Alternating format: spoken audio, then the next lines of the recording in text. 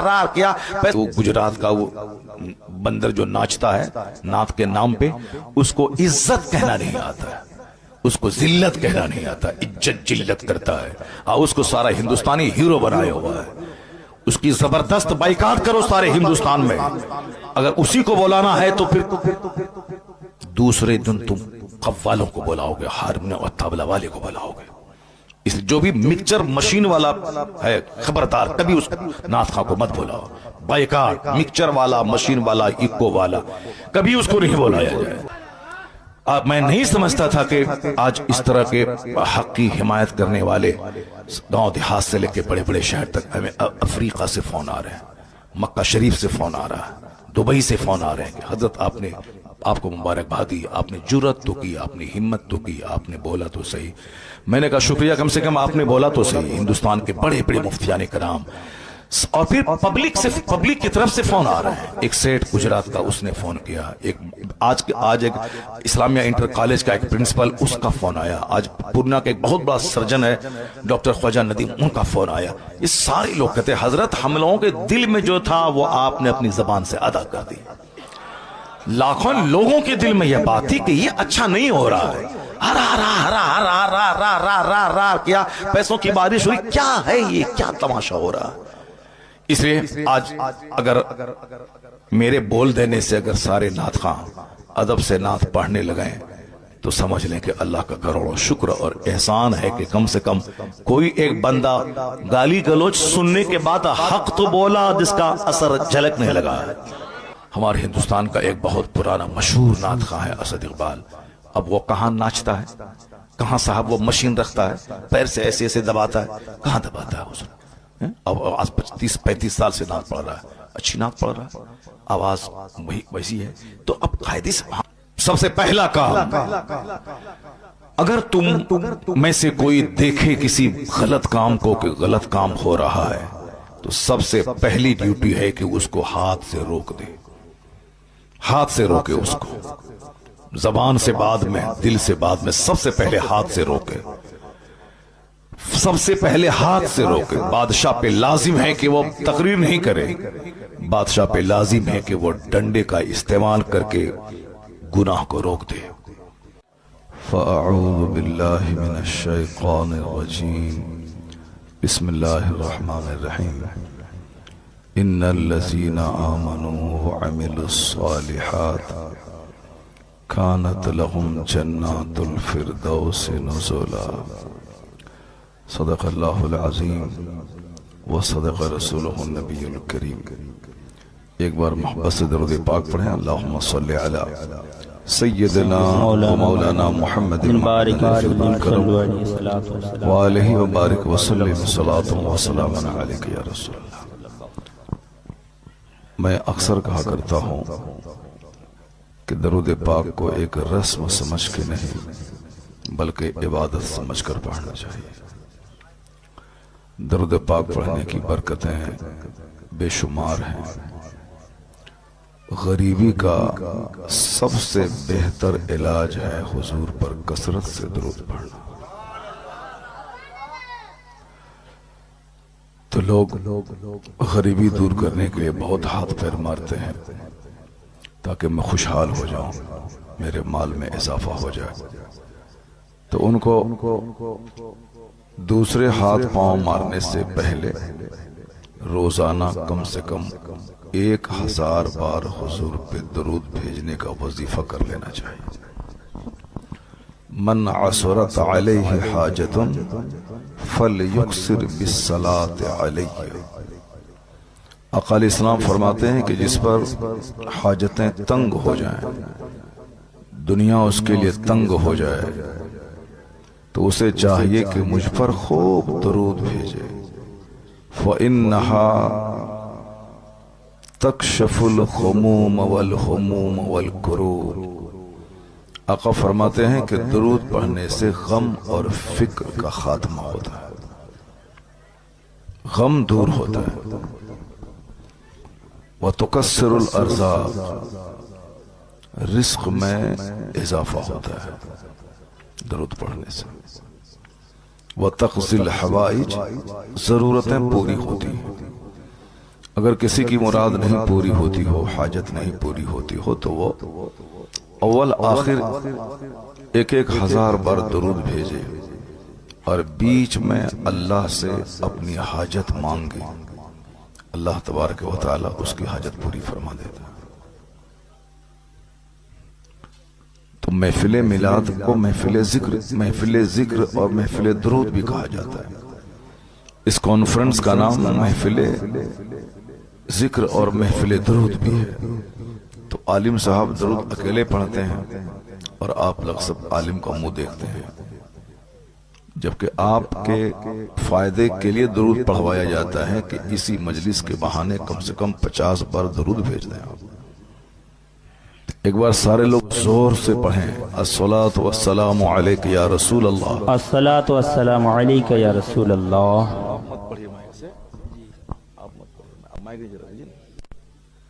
سارے لوگ زور سے بولیں، الصلاۃ والسلام علیک یا رسول اللہ وعلی آلک واصحابک یا نور اللہ۔ اس کو بالکل زبان پہ چڑھا لیں ہمیشہ۔ بائک چلائیں، ہینڈل پہ ہاتھ رہے، زبان پہ کیا رہے؟ الصلاۃ والسلام علیک یا رسول اللہ۔ اگر مر گئے، ایکسیڈنٹ کر گئے آپ، تو آپ زبان پہ درود جاری رہا تو سمجھ لیں کہ سیدھے جنت کا راستہ طے کر لیا۔ ٹرین پہ سفر کر رہے ہیں، کوئی کام نہیں مل رہا ہے تو واٹس ایپ چلا رہے ہیں، یوٹیوب چلا رہے ہیں، فالتو کی باتیں کر رہے ہیں، ٹائم برباد کر رہے ہیں۔ ٹرین یہاں سے کلکتہ جا رہی ہے مالدہ سے، 5 گھنٹے لگتے ہیں۔ اب وہ 5 گھنٹے یا تو بندہ سو کے گزارتا ہے یا دوسروں سے فالتو باتیں کرتا ہوا گزارتا ہے۔ کاش پیشاب پخانہ اور کھانے کے علاوہ صرف 2 گھنٹے میں اگر وہ 2000 درود پڑھ لے، یہ یادگار سفر ہو جائے گا اس کا۔ کوئی نہیں کرتا، سارے لوگ صرف دوسروں کا منہ دیکھتے ہیں، دوسروں کا منہ دیکھتے ہیں، اور نہیں اس سے فرصت ملی تو موبائل چلاتے ہیں۔ موبائل میں اچھی چیزیں نہیں دیکھتے ہیں، موبائل میں کتاب بھی زیادہ نہیں پڑھنا چاہیے آدمی کو، کیونکہ اس سے آنکھ کی بینائی کم ہوتی ہے۔ اپنے ساتھ سفر میں پہلے بزرگان دین کتابیں رکھا کرتے تھے، اور جہاں موقع ملا کتابوں کا مطالعہ کرتے تھے۔ کتاب پڑھنا چاہیے، اور کتابوں کے مطالعے سے دل زندہ ہوتا ہے، آنکھیں مضبوط ہوتی ہیں۔ تو موبائل کا بالکل ضرورتاً استعمال کرے بندہ۔ میں اکثر یہی کہتا ہوں کہ یہ بہت اللہ کی بہت بڑی نعمت ہے، یہ موبائل بہت بڑی نعمت ہے۔ اتنی بڑی نعمت ہے کہ پہلے آپ اپنے بیٹے کو خط لکھتے تھے مالدہ سے، دلی میں رہنے والے بیٹے کو، تو وہ خط 10 دن میں پہنچتا تھا، پھر وہاں سے جواب 10 دن کے بعد آتا تھا، تب پتا چلتا تھا کہ میرا بلال کیسا ہے۔ کتنی بڑی نعمت ہے اللہ کی کہ 1 سیکنڈ میں اپنے لال سے آپ بات کر لیتے ہیں۔ جو کام پہلے 20 دن کے بعد ہوتا تھا کہ خط لکھے، 1 ہفتے میں پہنچا، پھر وہاں سے جواب 1 ہفتے کے بعد آیا، 1 منٹ میں وہ کام ہو جاتا ہے۔ اب اتنی بڑی نعمت اللہ نے دی، بندہ اس کا کتنا غلط استعمال کر رہا، کتنا اس کا مس یوز کر رہا۔ پہلے مالدہ شہر میں آپ کی اگر 3 دکان ہوتی تھی تو آپ کو 1 گھنٹہ یہاں، 1 گھنٹہ وہاں، 1 گھنٹہ وہاں ٹائم دینا پڑتا ہے۔ لیکن اس موبائل نے کس قدر آسانیاں پیدا کر دی کہ بیک وقت 10 دکان کو بندہ ڈیل کر لیتا ہے۔ پہلے آرڈر دینے کے لیے مالدہ سے دلی جانا پڑتا تھا، پھر وہاں سے مال لانا پڑتا تھا۔ ابھی کچھ نہیں، صرف آپ موبائل سے آرڈر دے دیں، وہاں سے مال پہنچ جائے گا، اسی موبائل سے آپ پیسے بھیج دیں اس کو۔ کتنی آسانیاں پیدا ہو گئی، ایک بہت بڑا تحفہ ہے اللہ کی طرف سے موبائل۔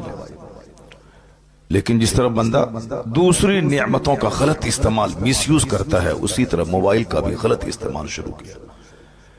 موبائل کا غلط استعمال اتنا ہوا کہ جس بچے کو ڈی ایم بننا تھا وہ چپراسی بھی نہیں بن پا رہا، جس بچے کو عاشق رسول ہونا تھا وہ صاحب گلی کوچے کا دل پھینک عاشق بن رہا۔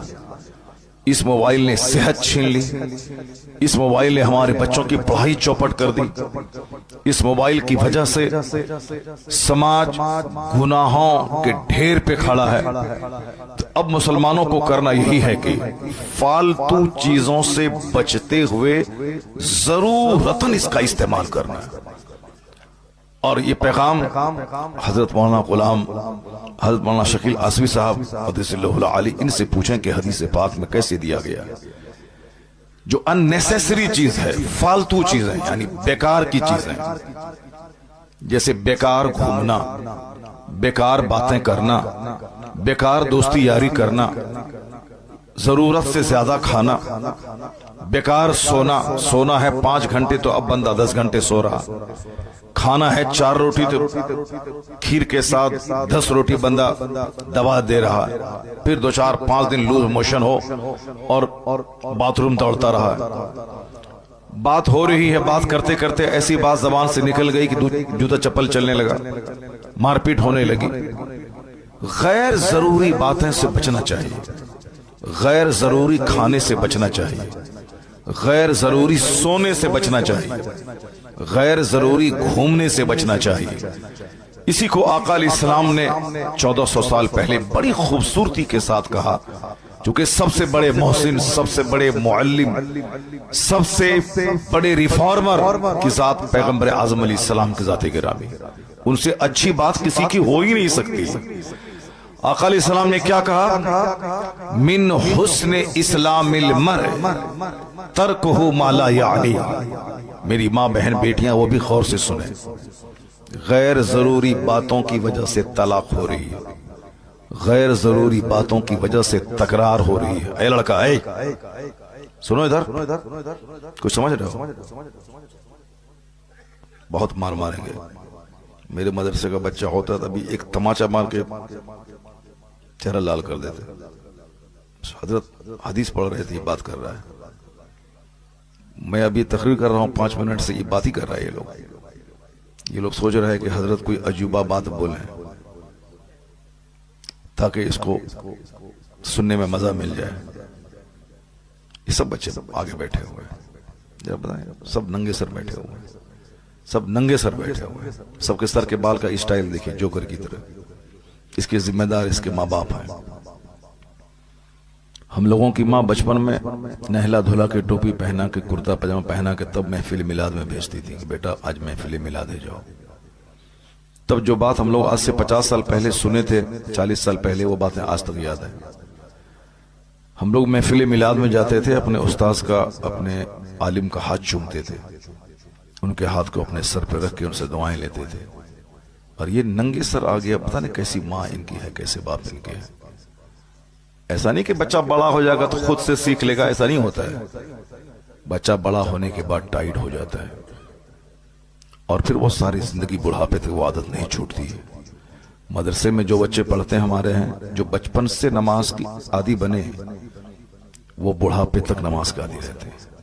جو طالب علمی کے زمانے میں کبھی نماز پڑھا، کبھی چھوڑا، استاذ کے ڈر سے پڑھا چھوڑ دیا، وہ 50 سال کی عمر میں بھی نمازی نہیں بن پاتا ہے۔ اس لیے یہ نہ بولیں کہ میرے بچے چھوٹے ہیں، وہ بڑے ہونے کے بعد سنبھل جائیں گے۔ نہیں، آقا علیہ السلام نے ہمیں حکم دیا ہے کہ اپنے بچوں کی عزت کرو، اکرموا اولادکم۔ جب بچے تیرے 10 سال سے نیچے رہیں تو ان بچوں کی خوب عزت کرو، اس کو خوب پیار دو، اس کی پیشانی کو چومو، ان کو سینے سے لگاؤ۔ لیکن جب بچے 10 سے اوپر ہو جائیں تو ان بچوں کے ساتھ ایک غلام کی طرح سلوک کرو، ان بچوں کے ساتھ خوب کام اس سے لو، خوب محنت کرواؤ، اس کو بولو کہ 3 کپڑے تم کو پہننا ہے، کپڑا چینج کرو۔ مدرسے کے بہت سارے بچے اس پر عمل نہیں کرتے ہیں، چونکہ گاؤں دیہات سے آتے ہیں، تو اس کو کلاس کے ٹائم میں لباس چینج کرنے میں بوجھ لگتا ہے، اس کو بوجھ معلوم ہوتا ہے کہ لباس نہیں چینج کر، جبکہ اسکول کے بچے 4 ڈریس پہنتے ہیں ڈیلی۔ کلاس کے ٹائم کا ڈریس الگ ہے، یونیفارم، وہاں سے آنے کے بعد جنرل لباس، کھیل کے ٹائم کا ڈریس الگ ہے، پھر رات میں نائٹ ڈریس الگ ہے، تاکہ بچے ایکٹیو رہیں، سست کوڑھی نہیں بن جائیں، کام چور نہیں بن جائیں۔ اور یہ وقت ہے 10 سے لے کے 20 سال کے بیچ کا۔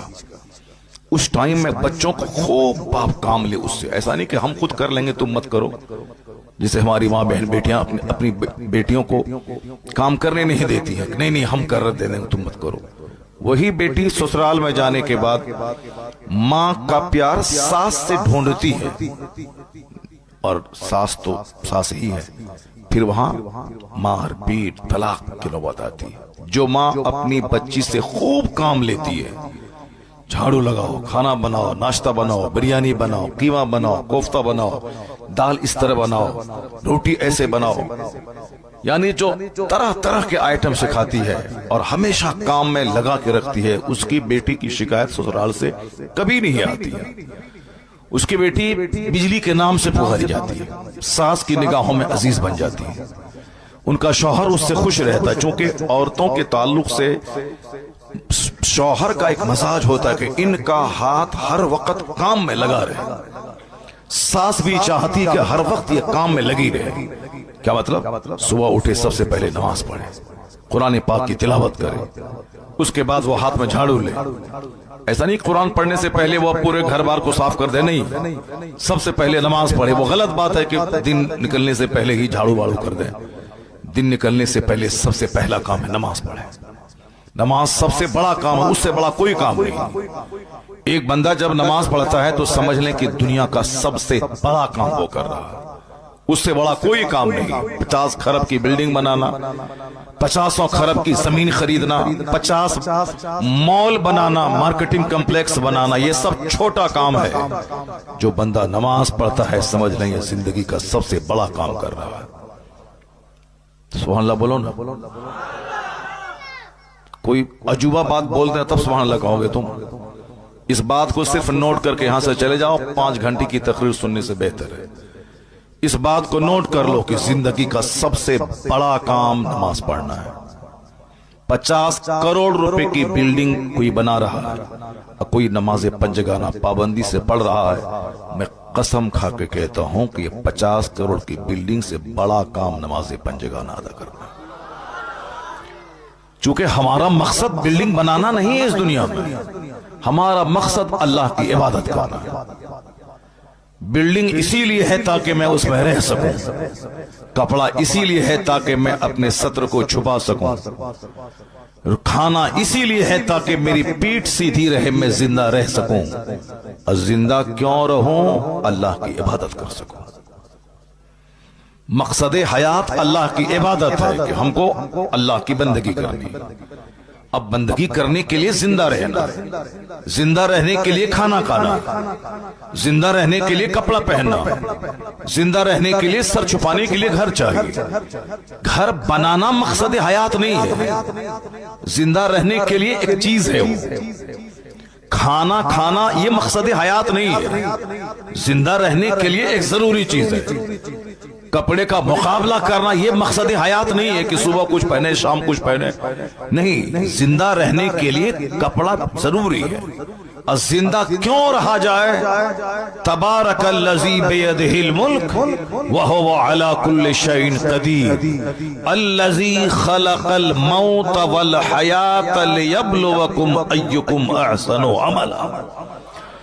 اللہ کہتا ہے بڑی برکت والا ہے وہ جس کے قبضے میں ہے ساری بادشاہت، وہ ہر چیز پر قادر ہے، جس نے موت اور زندگی پیدا کی۔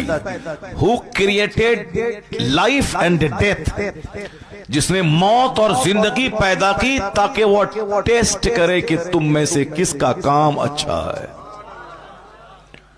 ہمیں اچھے کام کے لیے رب نے پیدا کیا ہے، نہ کسی مکان کا مقابلہ کریں۔ وال پٹی کرنا ہے تو فال سے سیلنگ کرنا ہے تو گرینائٹ لگانا ہے تو ٹائلز لگانا ہے، تو ہاں ٹائل سے خوبصورت ہے، گرینائٹ خوبصورت ہے، تمہارے گھر کی فال سے سیلنگ خوبصورت ہے، لیکن تم کب خوبصورت بنے گا؟ تمہاری خوبصورتی نہ مکان سے ہے، تمہاری خوبصورتی نہ ٹائلز اور ماربل سے ہے، تمہاری خوبصورتی اللہ کی عبادت اور اچھے اخلاق سے ہے۔ مٹی کے گھر میں کوئی سیویلائزڈ، ڈسپلینڈ، مہذب، با اخلاق نمازی رہتا ہو تو وہ مٹی کا گھر سونے کے گھر سے بہتر ہے۔ اگر گولڈ کا گھر ہے اس میں ہے شرابی، اس میں ہے جواری، اس میں ہے سودخور، اس میں ہے نشہ کرنے والا، اس میں ہے رات دن گانے سننے والا، اس میں ہے بے نمازی، تو وہ سونے کا گھر اس کے لیے راکھ اور کوڑا کرکٹ کا ڈھیر ہے اس کے لیے۔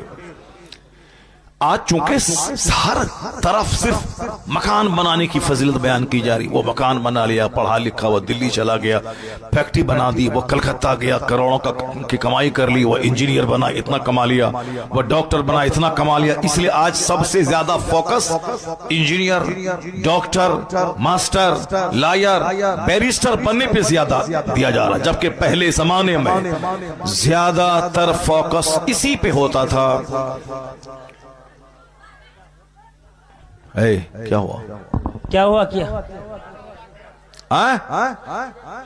بچہ کی طبیعت خراب ہو گئی، ٹھیک ہے جلدی سے لے جاؤ اس کو۔ تو بچے کی طبیعت خراب ہے، اس کو لے جاؤ گھر ڈاکٹر۔ بس باقی جس کی طبیعت خراب نہیں ہوئی وہ غور سے سنو۔ اللہ تبارک و تعالی ہم سبوں کو مجلسوں کا ادب کرنے کی توفیق عطا فرمائے۔ ہم لوگ کتنی محنت سے باتیں کرتے ہیں، کتنی محنت سے دماغ چلاتے ہیں تاکہ لوگوں کی توجہ ہماری طرف رہے، وہ حدیث قرآن سیکھ لے، لیکن لوگوں کا بھی عجیب مزاج ہے۔ کوئی ایک بندہ کھڑا ہو گیا سب اسی کو دیکھنے لگا، کوئی ایک بندہ ادھر کچھ چلایا اس کو سب دیکھنے لگا۔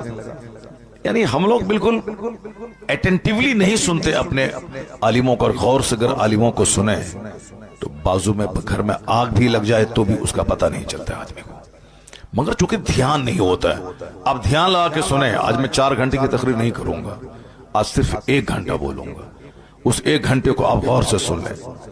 ہمارے پیر صاحب نے کیا کہا کہ حق بولنا چاہیے، حق کا میں ساتھ دیتا ہوں۔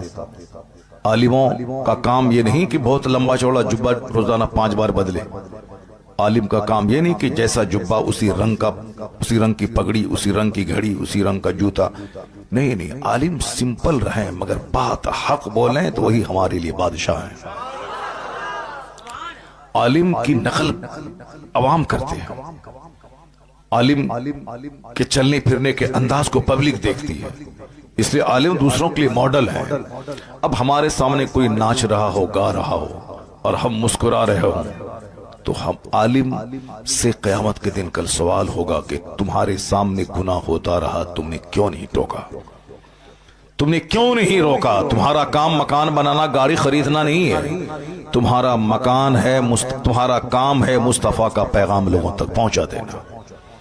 آقا فرماتے ہیں من رعا منکم منکرن فلیغیرہ بیدی، if anyone among you sees an evil action, he should stop it with his hand۔ سب سے پہلا کام، اگر تم میں سے کوئی دیکھے کسی غلط کام کو کہ غلط کام ہو رہا ہے تو سب سے پہلی ڈیوٹی ہے کہ اس کو ہاتھ سے روک دے، ہاتھ سے روکے اس کو، زبان سے بعد میں، دل سے بعد میں، سب سے پہلے ہاتھ سے روکے، سب سے پہلے ہاتھ سے روکے۔ بادشاہ پہ لازم ہے کہ وہ تقریر نہیں کرے، بادشاہ پہ لازم ہے کہ وہ ڈنڈے کا استعمال کر کے گناہ کو روک دے۔ کہیں شراب کی بھٹی چل رہی ہے، گاؤں کے پردھان، گاؤں کے مکھیا، گاؤں کے زمیندار جس کی زمین پہ لوگ چلتے ہیں، اس پہ لازم ہے کہ وہ ہاتھ سے اس گناہ کو روک دے۔ وہ بولے کہ اگر تم نے شراب نہیں چھوڑا تو تم کو میں اپنے اس کھیت پہ چلنے نہیں دوں گا، اگر تم نے بدکاری نہیں چھوڑی میں تم کو اس گاؤں میں گھسنے نہیں دوں گا۔ یہ لازم ہے زمینداروں پہ، پردھان پہ، مکھیا پہ، ایم ایل اے پہ، ایم پی پہ، جو گاؤں کے سرکردہ افراد ہیں، اس کے لیے ضروری ہے کہ وہ گناہوں کو ہاتھ سے روک دے۔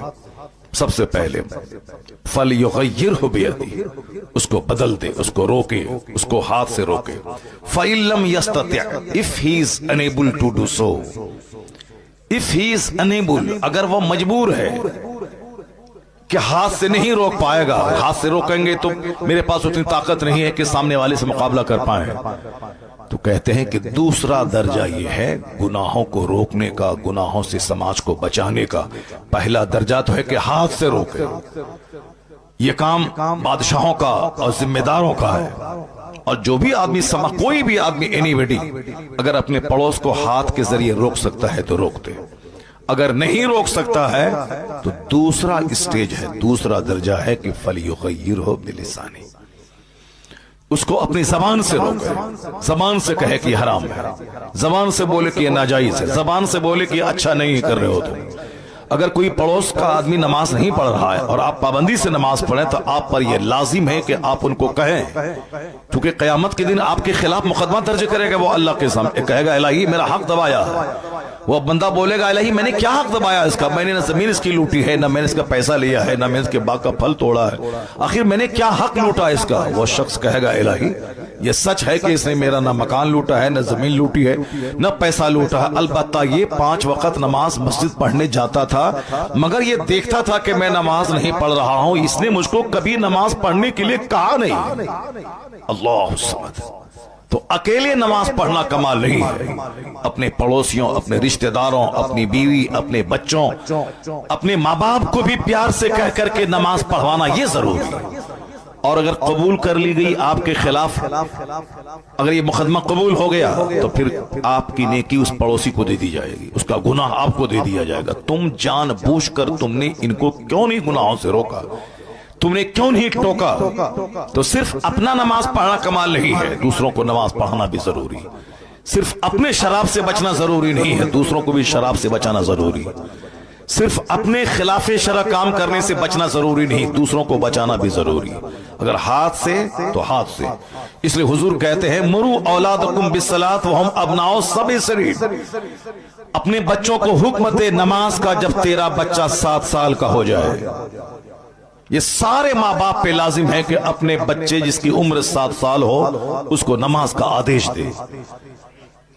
کبھی نماز پڑھے گا کبھی چھوڑے گا، پوچھے مفتی صاحب سے، 7 سال میں نماز فرض ہوتی نہیں ہے، 7 سال کی عمر میں بچہ تو ایسے ہی غیر مکلف ہے، شریعت کا قانون اس پہ نافذ نہیں ہوتا ہے، وہ نابالغ ہے، لیکن مصطفیٰ حکیم ہے، حکمت والے ہیں، سرکار معلم ہے۔ آقا کی حکمت یہ ہے کہ جب 7 سال کا بچہ جو بالکل ہوش اب سنبھال چکا ہے اس کو نماز کا آدیش دو گے تو وہ کبھی پڑھے گا کبھی چھوڑے گا، عشاء پڑھے گا فجر چھوڑے گا، فجر پڑھے گا ظہر چھوڑے گا، کبھی ظہر پڑھے گا مغرب چھوڑے گا، لیکن وہ کبھی جائے گا 5 ٹائم میں 2 ٹائم 1 ٹائم 4 ٹائم وہ پڑھے گا۔ اسی طرح کرتے ہوئے اس کی عمر ہو جائے گی 10 سال۔ آقا فرماتے اب 10 سال کا جب بچہ تیرا ہو جائے اور نماز کا عادی نہیں بنے تو آقا فرماتے ہیں وَاضْرِبُوهُ، اسے مارو، اسے مار کے نمازی بناؤ۔ مروا اولادکم بالصلاۃ وہم ابناء 7 سنین وَاضْرِبُوهُمْ عَلَيْهَا وَهُمْ ابناء 10 سنین۔ جب تیرے بچے کی عمر 10 سال ہو جائے اور نمازی نہ بنے اسے مار کے نمازی بنا۔ 7 سال میں نماز کا آدیش دے، بیٹا چلو نماز پڑھنے کے لیے، بیٹا آؤ میرے ساتھ کھڑے ہو کے نماز پڑھو۔ عشاء پڑھا فجر میں سو گیا، اس کو اٹھانے کی ضرورت نہیں ہے، بچہ ہے سو گیا چھوڑ دو اسے۔ ظہر میں پڑھاؤ، عصر میں پڑھاؤ، مغرب میں پڑھاؤ، عشاء سے پہلے سو گیا چھوڑ دو۔ لیکن جب 10 سال کا ہو جائے اسے مار کے نمازی بناؤ۔ 10 سال کے ہونے کے بعد اگر وہ اب تک جمع نہیں ہوا ہے تو اس کو نماز قضا کرنے کے بعد اس کو حکم دو کہ تم نے ظہر نہیں پڑھی تھی ظہر پڑھو، بیٹا تم نے عشاء کی نماز نہیں پڑھی تھی اس کو فجر میں پڑھو، تم نے فجر نہیں پڑھی تھی ظہر میں پڑھو۔ لیکن جب بچہ جوان ہو جائے، جوان ہونے سے پہلے پہلے اس کو نمازی بنا دینا ہے، مار کے ہو یا پیار سے ہو، تاکہ 10 سال کے بعد جس دن نماز فرض ہوئی اس پر، جس دن مرد یعنی لڑکا نائٹ فال اس کو ہوا، کپڑا خراب خواب میں ہو گیا، اس دن وہ جوان ہو گیا، اب شریعت کے سارے قوانین اس کی طرف متوجہ ہو گئے، اب نماز فرض ہو گئی، اب روزہ فرض ہو گیا۔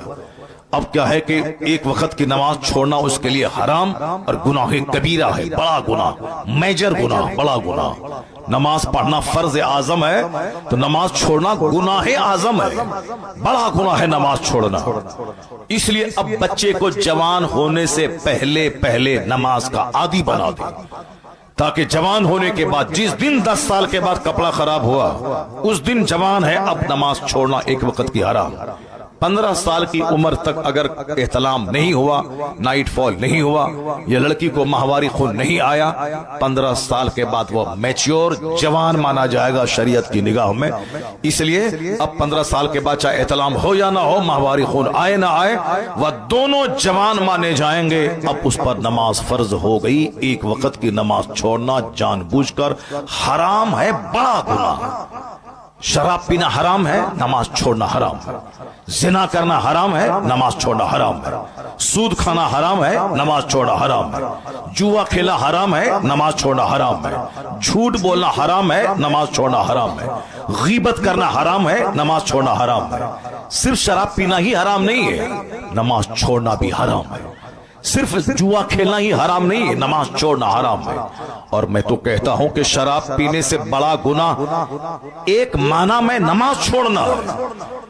कोई 5 साल शराब पीता रहा, अगर 5 साल के बाद वो सच्ची तौबा कर लिया कि इलाही अब मैं शराब नहीं पीऊंगा, अब फिर दोबारा वो शराब को आंख उठा के नहीं देखा, एक बूंद बदन में नहीं डाला, खाली सच्ची तौबा। सच्ची तौबा का मतलब जैसे गाय के थन से दूध निकल गया फिर वापस दूध नहीं गया, उसी तरह सच्ची तौबा के अब दोबारा उस गुनाह को नहीं देखा, इरादा कर लिया कि अब मैं शराब नहीं पीऊंगा। अगर सच्ची तौबा के बाद भी अगर तौबा उसकी टूट गई तो भी वह तौबा की फजीलतों से मालामाल रहेगा। सच्ची तौबा चूंकि अल्लाह की नजर बंदों के दिल पे है। 5 साल तक शराब पीता रहा, सच्ची तौबा किया, अल्लाह उसके गुनाह को माफ कर देगा। समझ रहे हो तुम? लेकिन सुनो, पूछो मुफ्ती साहब से, नमाज फर्ज हुई 15 साल में, बंदा नमाज शुरू किया 25 साल में। हालांकि 25 साल में नमाज लोग शुरू करते नहीं है। अगर सारे लोग 25 साल की उम्र में भी नमाजी बन जाएं तो भी मस्जिद हमेशा फजर के टाइम में भी भरी रहेगी, क्योंकि 25 साल के बेशुमार नौजवान समाज में है, मगर मस्जिद फजर के टाइम में सिर्फ 5 बूढ़े रहते हैं जिसके पांव कब्र में लटक रहे होते हैं। नौजवान रात के 2 बजे तक मोबाइल चलाएं, सोएं, फिर दिन के 10 बजे उठें। काफिरों की तरह, मुशरिकों की तरह जैसे वह लोग, कोई जीने का उसूल नहीं है। जब चाहा खाया, जब चाहा सोया, जब चाहा जागा। मुसलमानों का टाइम टेबल है, खाने का टाइम, नमाज का टाइम, रोजे का टाइम, हज का टाइम, ज़कात का टाइम। एक एक मिनट कीमती है मुसलमान के लिए। अगर 4:10 पे आखिरी टाइम है सहरी करने का, तो 4:11 पे दाना हराम, पानी हराम, बीवी का इस्तेमाल हराम। लेकिन अगर 6:10 पे इफ्तार का टाइम है तो 6:10 से पहले दाना पानी हराम, और 6:10 के बाद हलाल। 1 मिनट पहले हराम, 1 मिनट के बाद हराम हलाल।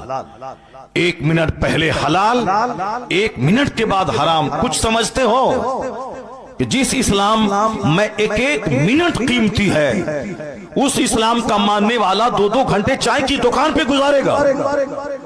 उस इस्लाम का फॉलोवर 3 घंटे सिनेमा हॉल में गुजारेगा। उस इस्लाम का मानने वाला 2-2 घंटे बस स्टैंड में बैठकर गपशप करेगा। और जुमा के दिन 5 मिनट अगर खुतबा लंबा हो गया तो इमाम साहब को भगाने की तरकीब बनाएगा। आज जिस मुसीबतों में मैं मुब्तला हूं, यह सिर्फ मुस्तफा के अहकाम को न मानने का नतीजा है। और जब मुसीबतें आती हैं तो कहता है अल्लाह कहां है, रसूलुल्लाह कहां है। अल्लाह कहां है ये मत बोल, अल्लाह कहां है ये बोल के तू कहां खड़ा है। अल्लाह तेरी शहरत से ज्यादा करीब है, मगर बंदे बता दे तू कहां है, तेरा घर कहां है, तेरी औलाद कहां है, तेरा मुआशरा कहां है। रसूल पाक तो तेरी जान से ज्यादा करीब है। अन्नबी औला बिल मुमिनीन मिन अनफुसिहिम, नबी मुसलमानों की जान से ज्यादा करीब है। ये मत बोल मुस्तफा कहां है, ये बोल के तू कहां है। तेरा हेयर स्टाइल काफिरों जैसा, तेरा फटा हुआ जींस काफिरों जैसा, तेरे गले की सिकरी, तेरे पांव हाथ का बाला, पांव का धागा काफिरों जैसा। और तू कहता है कि अल्लाह कहां है। रसूलुल्लाह का आवाज आती है हम तो माइल बकरम है, कोई साइल ही नहीं, राह दिखलाए किसे कोई रहरुए मंजिल ही नहीं। तू बता दे तू कहां है, तू मुस्तफा का गुलाम बन जा। आज भी इज्जत तेरे लिए, हुकूमत तेरे लिए, जन्नत तेरे लिए। बंदा कुछ समझता ही नहीं है, कुछ समझ ही नहीं रहा है कि मैं कल अगर मर गया तो मेरा क्या होगा। एक बंदा मेरे गांव का, वो डीएम बनने की तैयारी कर रहा था दिल्ली में। डीएम का मतलब हमसे ज्यादा तुम जानते हो, यूपीएससी की तैयारी, यूनियन पब्लिक सर्विस कमीशन। अब मोबाइल चला के, गुटखा खा के, बाप के पैसे का मालदा शहर में सिनेमा देख के इस्तेमाल करने वाला, वो क्या जाने कि हमारा एम ऑफ लाइफ क्या है। बस आईए बीए एमए किया, नौकरी नहीं मिली, नहीं हिंदुओं का मुल्क है, मुसलमानों को नौकरी नहीं मिलती है, यही बोलेगा, ठगेगा। तुम काम चोर रहा, रात का गलत इस्तेमाल किया, सिनेमा देखता रहा, दोस्ती यारी करता रहा, किताब नहीं पढ़ा, और डिग्री ऐसे ही चोरी करके एमए पास कर गया। अब नौकरी, आजकल कंपटीशन का जमाना है, नौकरी नहीं मिली तो नहीं पापा, ये इंडिया मुशरिकों का मुल्क है, हिंदुओं का मुल्क है, मुसलमानों की नौकरी यहां नहीं मिलती है। दो चार जूता चेहरा पे मारे, चेहरा लाल कर दे। हिंदुओं का मुल्क है ये न हिंदुओं का मुल्क है, न सिखों का मुल्क है, ये मुल्क सारे हिंदुस्तानियों का है, ये मुल्क हमारा है। अगर हिंदुओं का मुल्क होता तो शाह फैसल नाम का लड़का कश्मीर का आईएएस में पूरे इंडिया में टॉप नहीं करता। अगर सिर्फ हिंदुओं का मुंह देख के नौकरी मिलती तो पिछले साल 35 मुसलमानों के लड़के डीएम नहीं बनते। मेरे पास हर साल का डाटा मौजूद है। मोदी जी के आने के इस 10 साल के पीरियड में कितने बच्चे आईएएस ऑफिसर बने, वो सब डाटा है। पिछले साल मुसलमानों की एक बेटी गोरखपुर की, नौशीन नाम की, उन्होंने आईएएस में 9वां रैंक लाया। जबकि आईएएस कोई कंपीट कर ले 800वां रैंक भी लाए तो भी बहुत बड़ी बात है। 9वां रैंक लाना इतने लाख बच्चों में बहुत बड़ी बात है। अब हमारी बेटी दूसरों का मुंह देखेगी, लव लेटर लिखेगी, दूसरों से चक्कर चलाएगी, वो तो टीचर क्लास की बन जाएगी। अब जो सारा टाइम किताब पे लगाएगी, फोकस करेगी, मेहनत करेगी, न अपने रिश्तेदारों की शादी में जाएगी। ये दुनियावी हिसाब से मैं कह रहा हूं, बाकी मजहबी एतबार से जो हमारी बातें हैं वो तो है ही।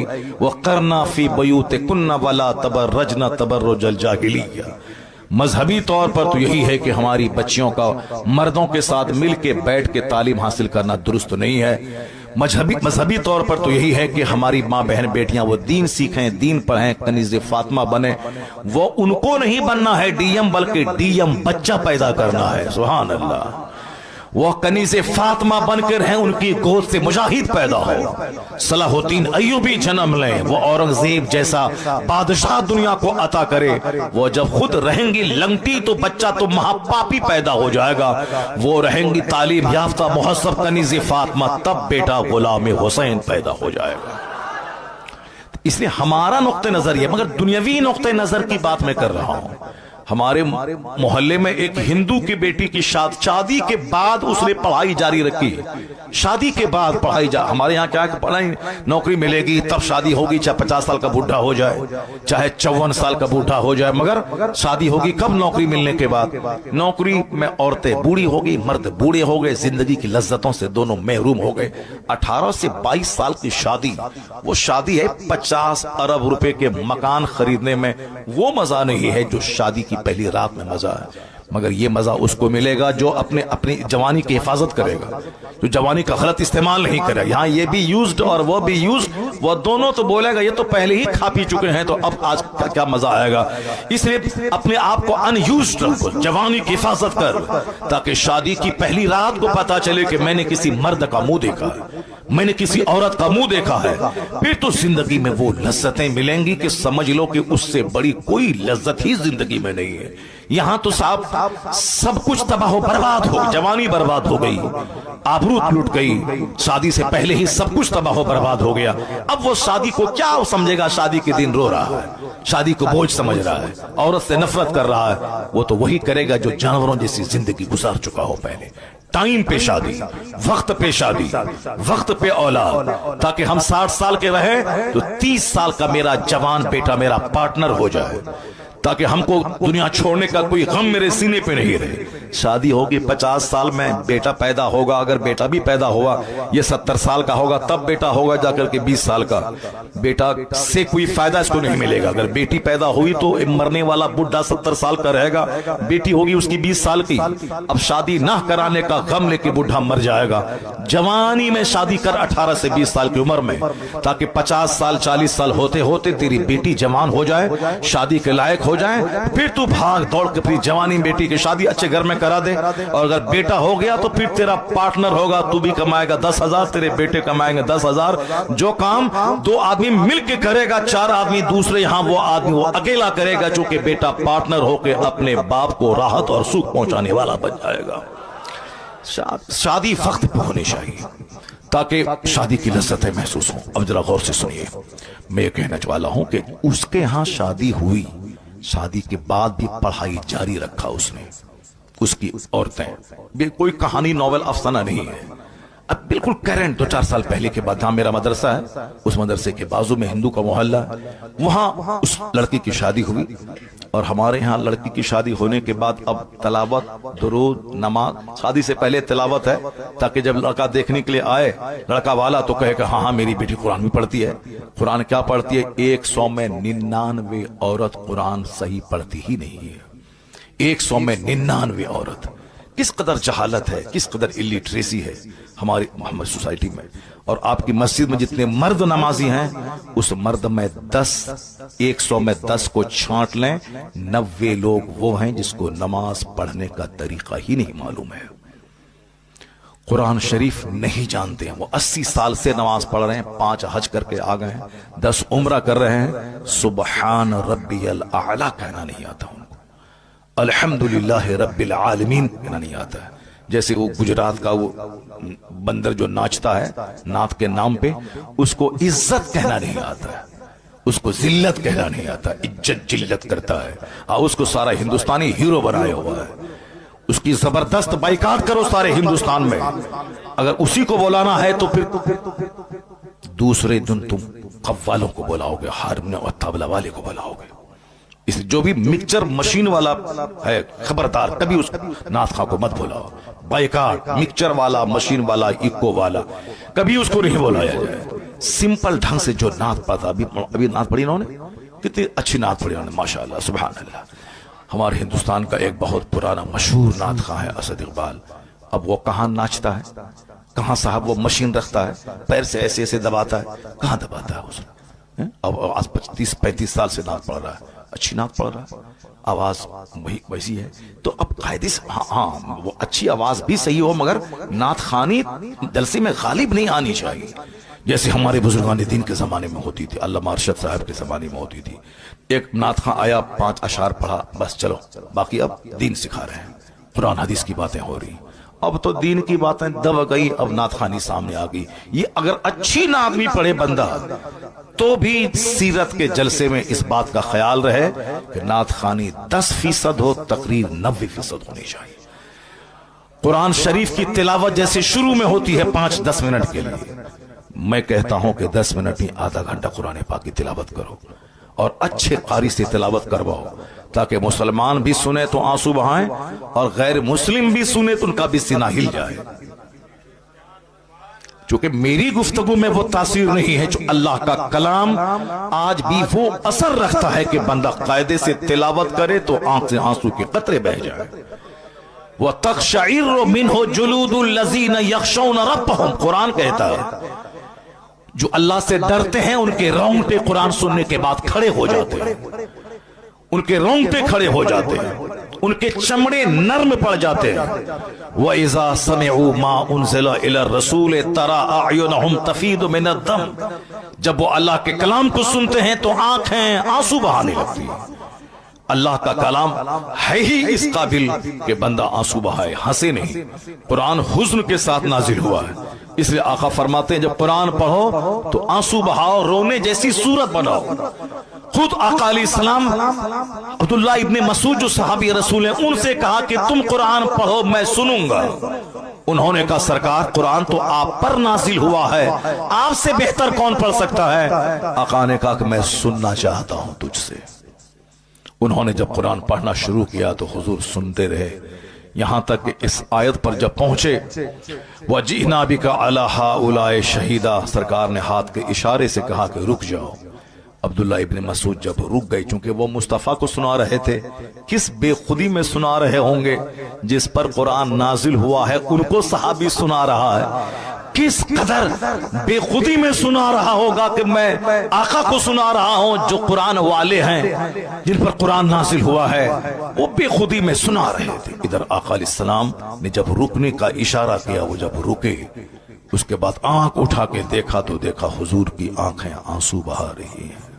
سبحان اللہ سبحان اللہ، جن پر قرآن نازل ہوا وہ قرآن سن کے رو رہے ہیں، اس لیے حضور نے کہا جب قرآن پڑھو تو آنسو بہاؤ، آنسو نہ نکلے تو آنسو بہانے جیسی صورت بنا لو۔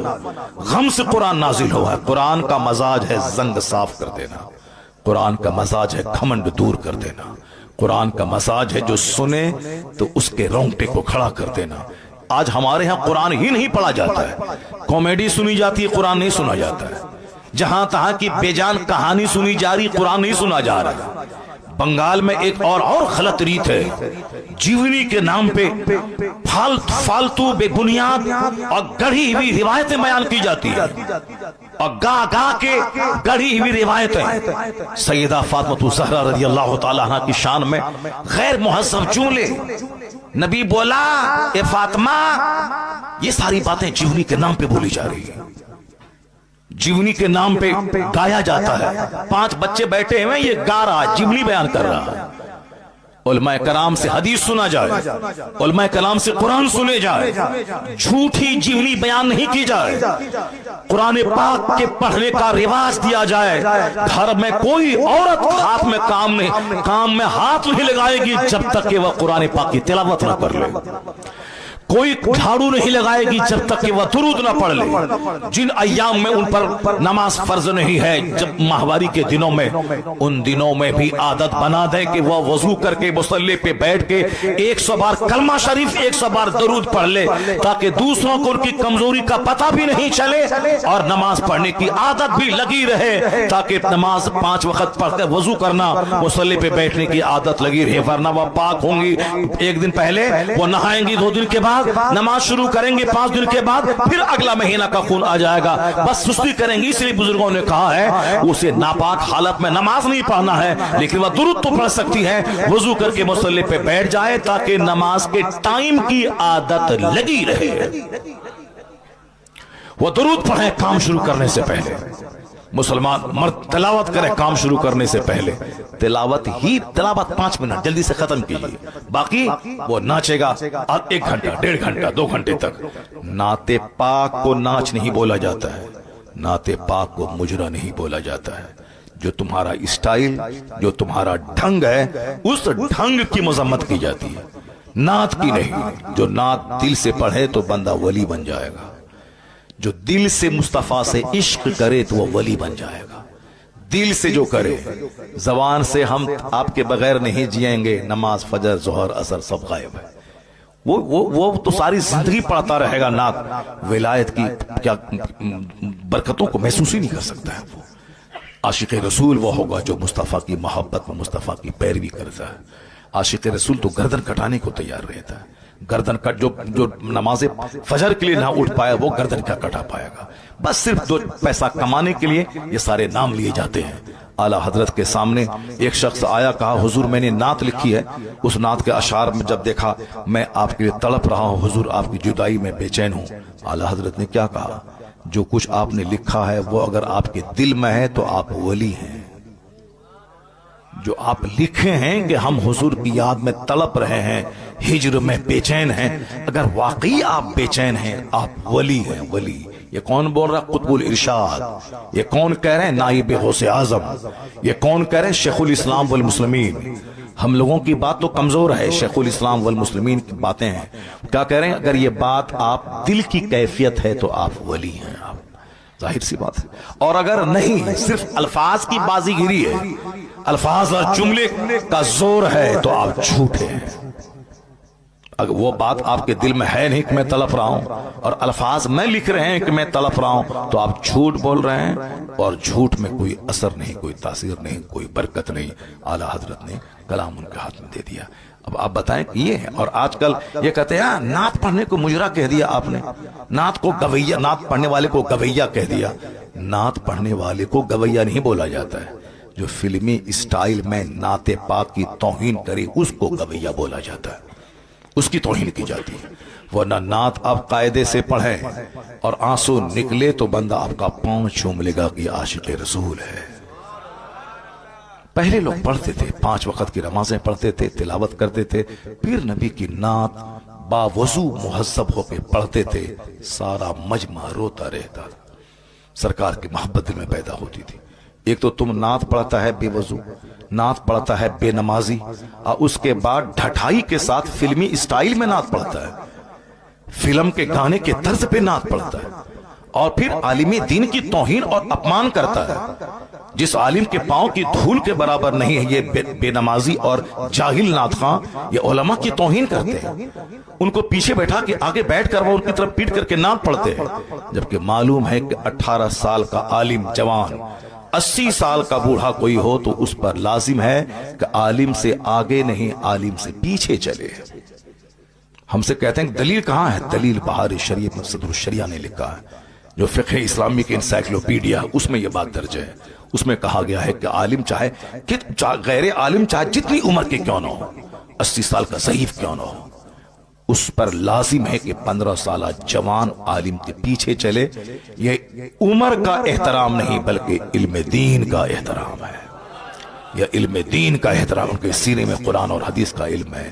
جیسی کی تیسی کر ڈالی تم لوگوں نے جلسے کی، اور اس کے بعد آج کوئی ٹوک رہا ہے تو تم اس کے خلاف بول رہے ہو، اس کے خلاف چل رہے ہو۔ میں مبارکباد دیتا ہوں ہندوستان کے اس گئے گزرے ماحول میں بھی تمام مفتیان کرام، تمام ائمہ کرام، تمام علماء، تمام مشائخ کو، جنہوں نے اس گئے گزرے ماحول میں بھی حق کی حمایت کر کے عالم ہونے کا حق ادا کیا۔ میں نہیں سمجھتا تھا کہ آج اس طرح کے حق کی حمایت کرنے والے گاؤں دیہات سے لے کے بڑے بڑے شہر تک، ہمیں افریقہ سے فون آ رہے ہیں، مکہ شریف سے فون آ رہا ہے، دبئی سے فون آ رہے ہیں کہ حضرت آپ کو مبارکباد دی، آپ نے جرأت تو کی، آپ نے ہمت تو کی، آپ نے بولا تو صحیح۔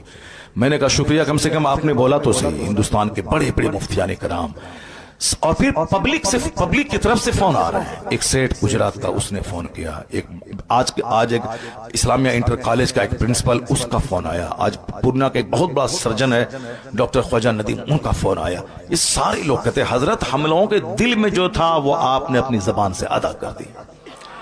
لاکھوں لوگوں کے دل میں یہ بات تھی کہ یہ اچھا نہیں ہو رہا ہے، کیا پیسوں کی بارش ہوئی، کیا ہے یہ، کیا تماشا ہو رہا ہے۔ اس لیے آج اگر میرے بول دینے سے اگر سارے نعت خواں ادب سے نعت پڑھنے لگیں تو سمجھ لیں کہ اللہ کا کروڑوں شکر اور احسان ہے کہ کم سے کم کوئی ایک بندہ گالی گلوچ سننے کے بعد حق تو بولا جس کا اثر جھلکنے لگا ہے۔ اس کی صبح ہو کے ایک محفل میں تھا، وہاں ایک بہت بڑا ہندوستان کا نعت خواں، وہ صرف ایک نعت پڑھ کے بیٹھنے لگا تو میں نے کہا کہ ایک کلام اور سنا دو۔ کل رات دہلی میں تھا، وہاں بھی وہ ایسا نعت خواں تھا جو نعت خواں بہت مشہور ہے جھوانے میں، وہ بھی ادب کے ساتھ بیٹھ کے نعت پڑھ رہا تھا۔ ابھی فون آ رہا ہے دلی سے کہ حضرت اثر جھلک رہا ہے، پھر کل ایک فون آیا کہ جیسے حضور اثر جھلک رہا ہے۔ کم سے کم کچھ تو ہوا، فائدہ تو ہوا۔ جس دن ہمارا جلسہ بازاری نعت خانوں سے خالی ہو جائے، عالم دین کی بات سننے کے لیے لوگ باہر سے چل کے پنڈال بھر دیں گے، کیونکہ قرآن سے بہتر کون سی بات ہے، حدیث سے بہتر کون سا کلام ہے۔ یہ تو لوگوں نے ماحول خراب کیا۔ اللہ تبارک و تعالی ان سبھوں کو بھی جو لوگ بازاری لب و لہجے میں نعت پاک کو بدنام کرتے ہیں، وہ لوگ بھی قاعدے سے مہذب ہو کے نعت پڑھنے لگیں۔ اللہ انہیں اچھے ڈھنگ سے نعت پڑھنے کی توفیق عطا فرمائے۔ چاہے 1000 اچھی نعت ہو، مگر نعت صرف 5 سے لے کے 10 منٹ بس، اس کے بعد تقریر، پھر ایک نعت، پھر تقریر، پھر ایک نعت، جیسے پہلے ہوتا تھا بزرگان دین کے زمانے میں ہوتا تھا۔ یہ تو اب چلا ہے کہ نہیں، ہم ایک ہی بار پڑھیں گے، چاہے 1 گھنٹہ پڑھوا لو، چاہے 2 گھنٹہ پڑھوا لو، ایک ہی بار پڑھیں گے۔ تو ان کو آپ کہے کہ ہم ایک ہی بار نظرانہ دیں گے، ایک بار نظر نہ دیں گے. 5,000 روپے جو دے دیے تو بس, اس کے بعد 30,000 روپے پھر نہیں دیں گے. ورنہ تم ہماری محفل میں نعت پڑھنے آ رہے ہو تو میں جیسے کہوں گا ویسے تم کو نعت پڑھنا ہوگا. پیسہ میں نے دیا ہے تم کو, اب پیسہ دیا ہے تو اب جیسے میں کہوں گا ویسے کرنا ہوگا. ایک نعت پڑھو, بیٹھ کے تقریر سنو, پھر ایک تقریر کے بعد بیٹھو نعت سنو, پھر اس کے بعد نعت پڑھو, پھر تقریر سنو, پھر بیٹھو, پھر نعت پڑھو, صلاۃ و سلام پڑھے گا, دعا میں شریک ہوگا, پھر اس کے بعد یہاں سے جائے گا. اس کے بعد جو تمہاری اجرت ہے, جو مزدوری ہے, وہ تم کو دی جائے گی اور جاؤ. یہ ہونا چاہیے. ایسا نہیں کہ اپنی بات چلانے کے لیے کہ وہ جو اس دن تماشا ہوا, میں نے کہا تھا کہ ان کی نعت لاسٹ میں پڑھنا, پہلے تقریر کروا لو, مجمع ہے بڑا, دن کا پیغام پہنچوا دو. وہ بولا نہیں ہم ایک ہی بار پڑھیں گے, چاہے پہلے پڑھیں کہ بعد میں پڑھیں, 1-2 بار نہیں پڑھیں گے, ایک ہی بار پڑھیں گے. تو ان کی بات مان لیا, میری بات نہیں مانی. جلسہ والا ان کی بات مان لیا, میں نے کہا تھا تقریر پہلے کرواؤ, میری بات نہیں مانی. انہوں نے کہا ان کی بات مان لی. ظاہر سی بات ہے, نیت جہاں خراب ہوگی تو برکتیں کہاں سے ظاہر ہوں گی. عالم دین کو سمان دینا ہوگا, دینی گفتگو کو عزت دینی ہوگی. اب ذرا غور سے سنیے میری بات جو میں کہہ رہا ہوں. میں کہہ رہا ہوں کہ صاحب ہمارے یہاں شادی کے بعد ایک غلط ٹرینڈ ہے کہ اب پڑھائی بند, اب صرف کھانا بنانا, بچہ پیدا کرنا, گھاڑو لگانا, اس کے بعد سب مطالعہ, سب نماز وغیرہ سب بند. جبکہ مرتے دم تک بندہ کو علم حاصل کرتے رہنا چاہیے. آیا ہے اطلبوا العلم من المہد الی اللحد, obtain knowledge from the cradle to the grave. ماں کی گود سے لے کے قبر کی گود تک علم حاصل کرتے رہو, اور ہر دن نئی نئی چیز سیکھتے رہو یہاں تک کہ موت آ جائے. ایک بہت بڑا اسکالر انگریز کا, وہ ہوائی جہاز سے سفر کر رہا تھا. جب جہاز ڈوبنے لگا تو ہندوستان کا ایک اسکالر ان کے بارے میں پڑھ چکا تھا کہ بہت بڑا پڑھا لکھا آدمی ہے, وہ بھی اسی جہاز سے سفر کر رہا ہے. تو اس جہاز میں جب ہر طرف ہنگامہ بپا تھا, آہو فغاں, گریا و زاری, چونکہ جہاز ڈوبنے والا, سب لوگ مر جائیں گے. یہ ہندوستان کا اسکالر دیکھیں کہ اتنا بڑا تھنکر ہے, فلاسفر ہے, وہ اسی جہاز سے سفر کر, دیکھیں ان کا کیا حال ہے اس ٹائم میں. سارے لوگ تو رو رہے ہیں, پیٹ رہے ہیں کہ میں مر جاؤں گا.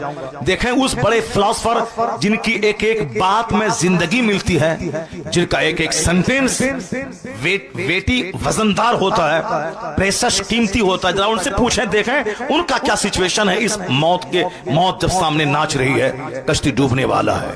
وہ جب گیا اس کے کمرے میں, ہوائی جہاز, پانی والے جہاز میں, دیکھا کہ وہ کتاب کی اسٹڈی میں لگا ہوا ہے. کیا بات ہے, کتاب پڑھ رہا. کہا سر طوفان کی زد میں ہے جہاز, سارے مسافر رو رہے ہیں, سامنے موت نظر آ رہی ہے, اور آپ اس خوف کی گھڑی میں کتاب کا مطالعہ کر رہے ہیں. کیا کہا اس بندے نے, وہ یورپ کا رہنے والا, ہم لوگ تو صرف گھچڑ بات کرنے والے ہیں, ٹائم برباد کرنے والے ہیں, صرف دوسروں کی غیبت شکایت کرنے والے ہیں, اپنی برائی دور کر کے اچھائی پیدا کرنے کا ٹرینڈ تو ہمارے اندر ہے نہیں. جو اچھا کام کر رہا اس کی ٹانگ کھچائی ہمارے اندر ہے. وہ یورپ کا دانشور کیا کہہ رہا ہے, اسی لیے تو میں کتاب پڑھ رہا ہوں. اب جہاز ڈوبنے والا ہے, ہم لوگ مرنے والے ہیں, کم سے کم مرنے سے پہلے علم تو حاصل کر رہے ہیں. اللہ الصمد, کم سے کم مرنے سے پہلے ایک چیپٹر تو پڑھ لیں, مرنے سے پہلے ایک علم تو حاصل کر لیں. اسی لیے تو پڑھ رہا ہوں. حالانکہ جہاز ڈوبا نہیں, بالکل الٹ پلٹ کر کے طوفان کی زد میں آ کر کے بس کنارہ مل گیا اور جہاز بچ گیا. اگر نہیں بچتا, مر جاتا, تو یہ بات ہم کو کیسے معلوم ہوتی؟ چونکہ جو اس جہاز پہ سوار تھا اس نے جہاز سے بچنے کے بعد تب اسٹیٹمنٹ دیا. یہ دیکھیں اسٹڈی کرنے والے لوگ کیسے ہوتے ہیں, موت کے وقت میں بھی مطالعہ کرتے ہیں. اور یہاں شادی ہوئی, پڑھائی بند, شادی ہوئی, دعائے قنوت تک یاد نہیں. شادی کے بعد جو گاؤں دیہات کے مکتب میں پڑھانے والے مولی صاحب سے, منشی جی سے جو پڑھا تھا, الم تر کیف فعل ربک باصحاب فیل الم یجعل کیدہم فی تضلیل وارسلہم ترا بابیل, جو مکتب کے منشی سے پڑھا تھا, اسی طرح کی ہماری بیٹیاں مرتے دم تک پڑھتے رہتی ہیں. ہمارے بچے مرتے دم تک اسی طرح پڑھتے رہتے ہیں. یہ نہیں کہ اب زندگی بچی ہے, شادی کے بعد کم سے کم وقت ہے تو چلو ٹیوشن پڑھ کر کے اس اچھے قاری سے کم قرآن پاک کی 20 سورتیں, جو تراویح کی نماز میں جب میں تنہا پڑھوں تو کم سے کم 20 سورتیں, کم سے کم 10 ہی صحیح علم تری کیف سے لے کے قل اعوذ برب الناس تک ٹھیک سے پڑھ لیں تاکہ نماز صحیح ہو جائے. اس کو تراویح میں بھی پڑھ لیں ڈبل کر کے, اور 5 نمازیں اسی 10 سورتوں سے پڑھیں. کم سے کم اتنا تو کر لینا چاہیے. نہیں, بوڑھے ہو گئے, قرآن پاک قاعدے سے پڑھ نہیں پا رہے ہیں. ذرا دیکھیں, وہ ہندو کی بیٹی شادی جوان ہو چکی تھی, شادی ہو گئی, شادی کے بعد اپنے شوہر سے کہا, شوہر سے بولی کہ میں اسٹڈی جاری رکھوں گی, آپ کی خدمت میں کوئی کمی نہیں ہوگی, میں آپ کی وائف ہوں, میں ٹائم نکال کے میں اسٹڈی کروں گی. تو شوہر نے کہا ہاں ٹھیک ہے اسٹڈی کرو. اس قدر ڈیپلی پڑھائی کری کہ پورا ہندوستان اخبار میں آیا تھا, سارا میرا شہر خوشی منا رہا تھا. ہندو تو خوشی منا ہی رہے تھے, مسلمان بھی اس کی محنتوں کی داد دے رہے تھے کہ شادی ہونے کے بعد, ایک بچہ ہونے کے بعد بھی پڑھائی جاری رکھی. وہ بلاک ڈیولپمنٹ آفیسر بھی بن گئی, BDO بلاک ڈیولپمنٹ آفیسر بن گئی وہ. اور ہماری بیٹی علم تری کیف بھی نہیں پڑھ پائی, درود تاج بھی نہیں پڑھ پائی, درود ابراہیمی بھی قاعدے سے یاد نہیں ہے. اگر درود ابراہیمی پڑھو تو کوئی بچہ نہیں پڑھ پائے گا, وہ بھولے گا, سر کھجلائے گا. اللہم صلی علی محمد پر کہیں بارکتا بولے گا, کہیں وہ کچھ بولے گا. قاعدے سے نہیں پڑھ پاتا ہے, وہ پڑھ ہی نہیں پاتا ہے, چونکہ مزاج ہی نہیں, بس کھانا پینا مر جانا ہے. حدیث میں آیا ہے اس بندے پہ نحوست طاری ہے, اس پہ لعنت ہے. کون؟ جو دن گدھے کی طرح گزارتا ہو اور رات مردار کی طرح گزارتا ہو. گدھے کی طرف مطلب دھوبی کے گھر سے کپڑا ڈھونا گھاٹ تک, گھاٹ سے دھوبی کے گھر تک. گدھے کی طرح صاحب اینٹ ڈھونا, چکی پیسنا. وہ گدھا جو محنتیں کرتا اس کو معلوم نہیں کہ میری پیٹھ پر کتاب ہے کہ لکڑیاں ہے. وہ گدھے کی طرح محنت کرنا, رات مردار کی طرح سو جانا. جو دن بھر کھیت کھلیان, دکان, مارکیٹ, بازار, یہ سامان وہ سامان, یہ آرڈر وہ آرڈر وہ سپلائی. یعنی کبھی خیال تک نہ آیا کہ مجھے اگر کل مر گیا تو میرے پاس کیا ہوگا. نہ زمین رہے گی, نہ مکان, نہ پیسے جو میں نے کمایا, نہ فکس ڈپوزٹ, کچھ نہیں رہے گا. مرنے کے بعد جہاں خربوں سال رہنا ہے, بے گنتی سال رہنا ہے, جہاں کا ایک دن 50,000 سال کے برابر ہے آخرت کا, وہاں میرا کیا بنے گا. عقل مند وہ ہے جو فیکٹری بھی چلائے گا, جنت جانے کی تیاری بھی کرے گا, فجر بھی پڑھے گا, 8 گھنٹے کام کرے گا, پھر ٹائم نکال کے ظہر پڑھے گا, ظہر پڑھے گا, پھر 4 گھنٹے کام کرے گا, پھر عصر پڑھے گا, پھر 2 گھنٹہ کام کرے گا, پھر مغرب پڑھے گا. وہ جانے گا کہ 24 گھنٹے میں 8 گھنٹے تو میں سو گیا, 12 گھنٹے تو میں کام کیا, کم سے کم 2 گھنٹے تو نکال لوں تاکہ اگر کل مر گیا کمپنی میرے پاس نہیں رہے گی مگر سجدہ تو میرے پاس رہے گا. بس تھوڑی سی سوچ اچھی کر لے, دنیا میں بھی وہ دوسروں کے سامنے بھکاری نہیں رہے گا.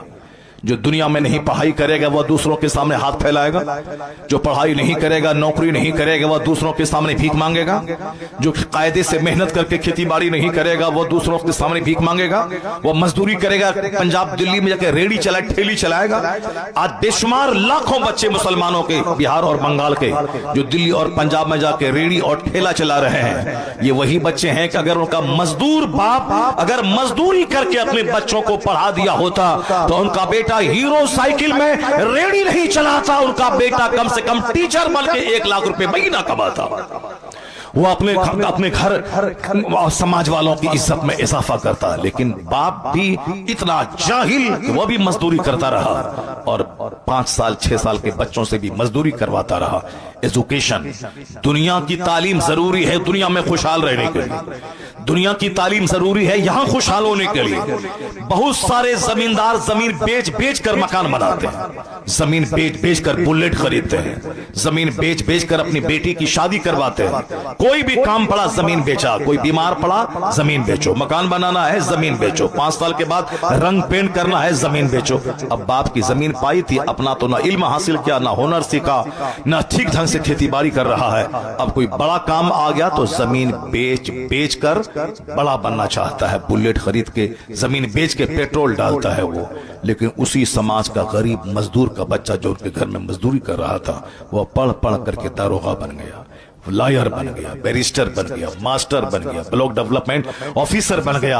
अब वो जमीन इसकी खरीद रहा है। अब वो साहब अच्छे आलिशान बंगला कमा के बना रहा, जमीन बेच के नहीं, जमीन खरीद करके वो एक इज्जत की रोजी गुजार इज्जत के साथ जी रहा है। तो जितने उलमाए कराम पैदा हुए गरीब घर के, आज उस गांव के मालदारों से बेहतर उनकी जिंदगी हो रही है। या इल्म है जो उससे ताकतवर बना दिया, या इल्म है जो उनको घर बना दिया, या इल्म है जो उसको इज्जत के साथ रहने का माहौल अता किया। और जमींदारों का बेटा जमीन बेच बेच कर कंगाल हो गया। बाप के पास 100 बीघा जमीन, उनके 5 बेटे, अब 20 बीघा में जमीन बढ़ 20 बीघा, अब उनके 4 बेटे 5 बीघा, उनके 2 बेटे 5 बेटे 1 बीघा। अब उसके बाद बेटे कंगाल हो गए। अब जो सिर्फ जमीन पे आधारित और आश्रित रहेगा कि बेच बेच के खाएंगे, तो 100 बीघा जमीन तो पड़ पोता तक आते आते 1 कट्ठा भी नहीं रहेगा, 1 कट्ठा जमीन नहीं मिलेगी। तब क्या करेगा?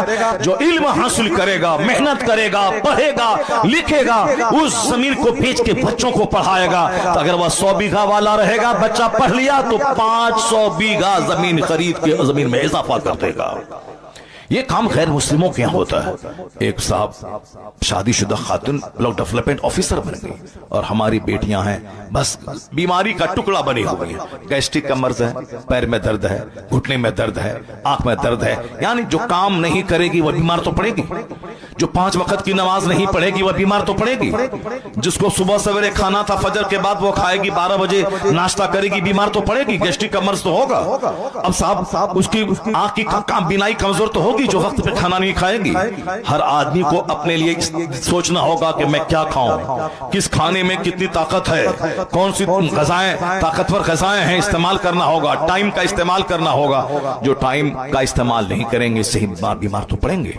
अब डॉक्टर मुरली मनोहर जोशी जो भाजपा का कैडर लीडर है, उसने कभी कहा था, कानपुर के योगा के शिविर में कहा था, स्वस्थ रहने के लिए योगा करें।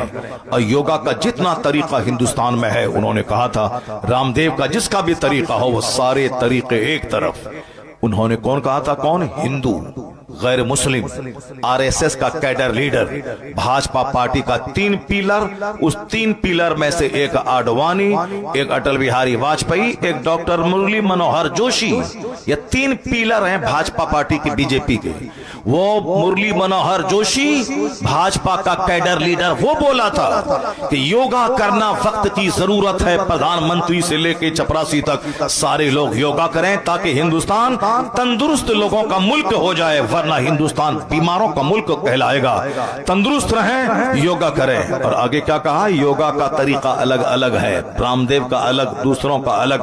हाथ उठाओ, हाथ नीचे करो, और सांस लो, सांस तेज तेज छोड़ो, पसीना बहाओ, खुली फजा में जाओ, नाक पर ध्यान केंद्रित करो। कहा सारे तरीके अपनी जगह, मगर वह भाजपा का कैडर लीडर क्या बोला? ये मैंने दूसरे ही दिन अखबार में ये रिपोर्ट मैंने पढ़ी, ऐसा नहीं कि व्हाट्सएप यूट्यूब में किसी से सुन लिया तो मैं बोल रहा हूं। एक दिन पहले शिविर लगा था योगा का, और उस दिन उनके भाषण को अखबार में उसको कोट किया गया। मैंने दूसरे ही दिन कानपुर रेलवे स्टेशन पे मैंने उस अखबार को पढ़ा, पहले पेज पे वह रिपोर्ट मौजूद थी। रिपोर्ट क्या थी? मनोहर जोशी ने कहा योगा के जितने तरीके हैं वह सब एक तरफ कहते हैं मेरी निगाह में इस्लाम के